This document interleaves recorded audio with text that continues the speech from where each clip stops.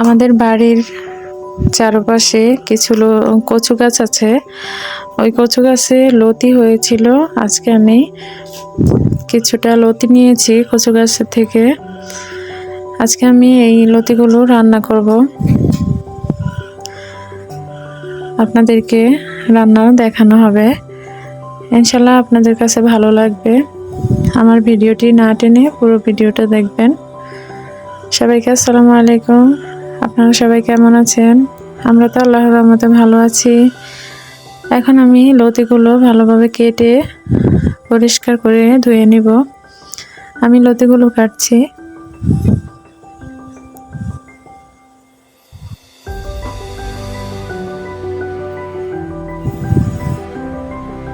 এক এক করে আমি সবগুলো লতি কেটে ভালোভাবে ধুয়ে নিয়ে এসেছি। এখন আমি মাছ ভাজবো। আজকে লতি দিয়ে মাছ দিয়ে রান্না করব। এখন চুলাতে তেল গরম করে মাছ দিয়ে দিলাম। মাছগুলো ভেজে নিব। বাচ্চারা কাঁটাওয়ালা মাছ খেতে পছন্দ করে না, এই জন্য পাঙ্গাস মাছ রান্না করেছি। পাঙ্গাস মাছ দিয়ে আজকে লতি দিয়ে রান্না করব।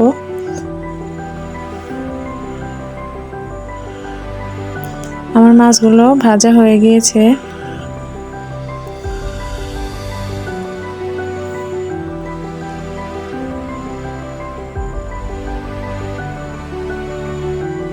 মাছ ভাজার পর যেই তেলটুকু ছিল ওই তেলটা দিয়েই আমি তরকারি রান্না করব।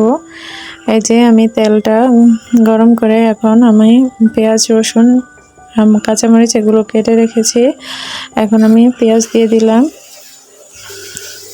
গরম তেলের সাথে পেঁয়াজ দিয়ে দিলাম। এখন রসুন দিয়ে দিলাম।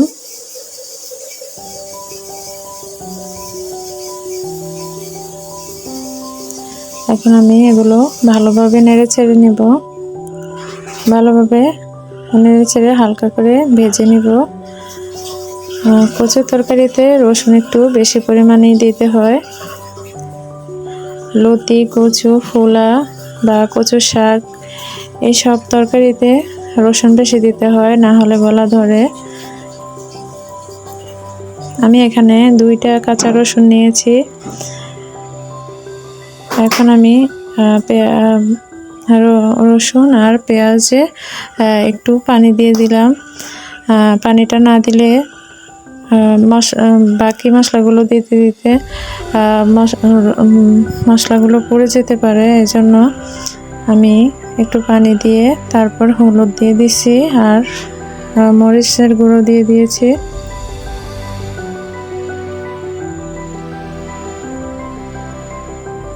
দিয়ে এগুলোকে ভালোভাবে নেড়ে ছেড়ে দিলাম। আমি লবণও দিয়ে দিয়েছি এখানে। এখন আমি লতিগুলো দিয়ে দিলাম। লতিগুলো দিয়ে 2 মিনিটের মতো ঢেকে রান্না করব।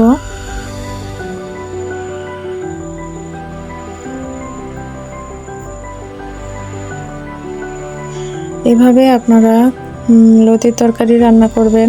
যারা নতুন আছেন তাদের জন্য আমার ভিডিওটা অনেক সহজ হবে, উপকারে আসবে। আর যারা পুরাতন রাঁধুনি আছেন তারা তো কিভাবে রান্না করতে হয় সেটা জানেনই, তাদেরকে বলার তো আমার কিছুই নেই। আমার তরকারিটা খুবই মজা হয়েছিল। ইনশাল্লাহ আপনারাও এভাবে রান্না করলে আপনাদের কাছে খুবই ভালো লাগবে।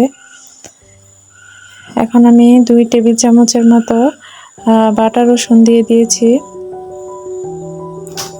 রসুন বাটা দিয়ে ভালোভাবে লতিগুলোর সাথে মিক্স করে নেব।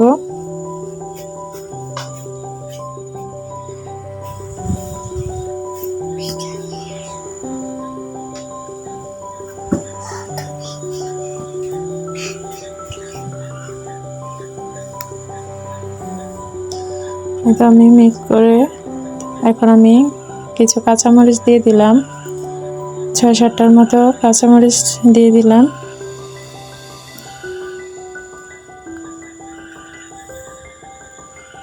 দিয়ে কিছুক্ষণ নেড়ে চেড়ে এটাকে একটু হালকা কষাবো।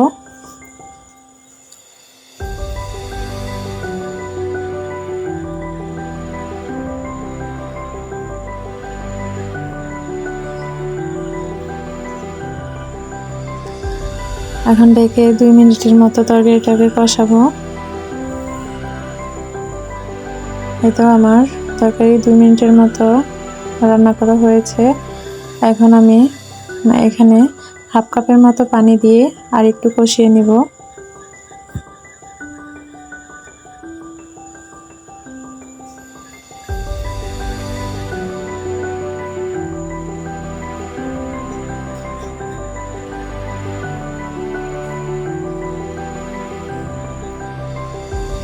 এই তো এখন আমি হাফ কাপের মতো পানি দিয়ে দিলাম তরকারির মধ্যে। এখন ঢেকে 5 মিনিটের মতো জাল করব।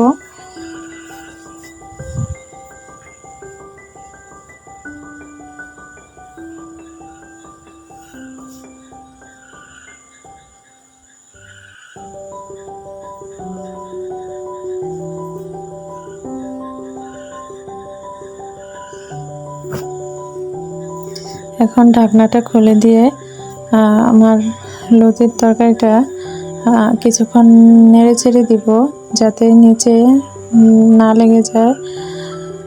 আমার তরকারিটা কষানো হয়ে গেছে। এখন আমি কিছুক্ষণ নেড়ে চেড়ে দিব।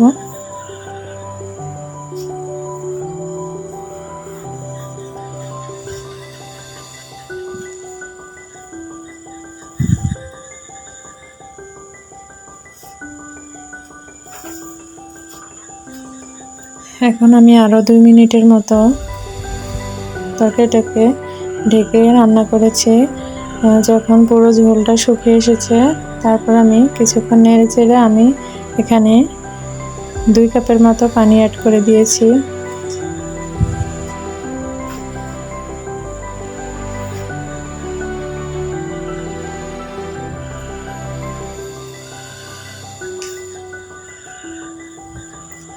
পানিটা দিয়ে আমি কিছুক্ষণ ঢেকে রান্না করেছি। এখন আমার তরকারিতে বলক চলে এসেছে। এখন আমি এখানে কিছুক্ষণ নাড়াচাড়া করে আমি মাছগুলো দিয়ে দিব।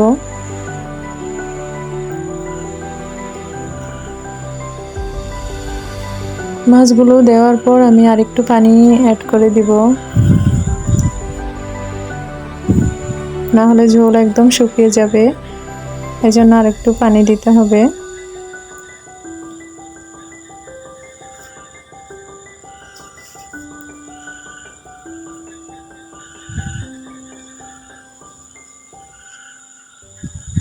এখন আমি ঢেকে কিছুক্ষণ রান্না করেছি। আমি পানি দিয়েছি, ওটা আপনাদেরকে দেখানো হয় নাই। এই যে মাছগুলো এখন উল্টিয়ে দিচ্ছি, এক পাশ থেকে আরেক পাশ করে দিচ্ছি।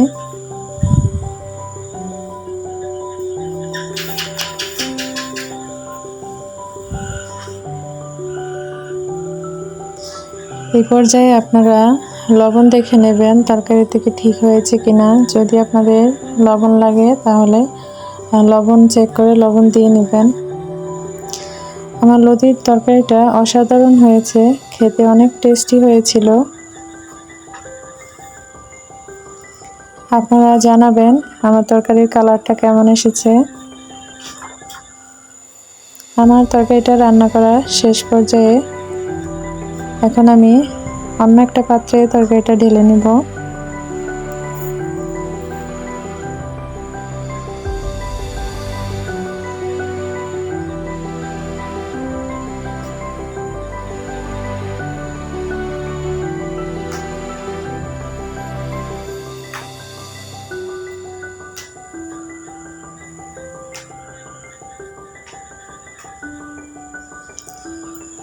অন্য একটা পাত্রে ঢেলে নিয়ে